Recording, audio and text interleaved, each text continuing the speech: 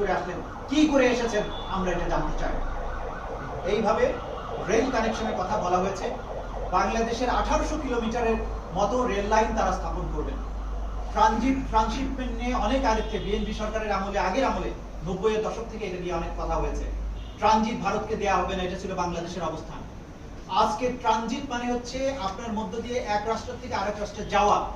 কিন্তু দেখেন, ভারতের এক প্রান্ত থেকে আরেক প্রান্তে, একটা রাষ্ট্রের দুই প্রান্তের মধ্যে সংযোগ স্থাপনের জন্য আপনি ট্রানজিট, এটা হয় না।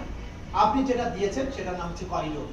করিডোর মানে এইখান দিয়ে আপনি অবাধে চলাচল করবেন, কোনো ট্যাক্স, কোনো কিছু বাংলাদেশ পাবে না। এখানে একটা স্বাধীন সার্বভৌম রাষ্ট্র, প্রতিবেশী একটা প্রবল পরাক্রান্ত রাষ্ট্রকে অবাধে পণ্য এবং সামরিক বিষয় পরিবহনের জন্য রাষ্ট্রের মধ্য দিয়ে করিডোর দেয়া পৃথিবীর ইতিহাসে দ্বিতীয় কোনো দৃষ্টান্ত নাই। এবং বিনা পয়সায়, কোন স্বার্থের বিনিময়ে আপনি যে গর্ব করে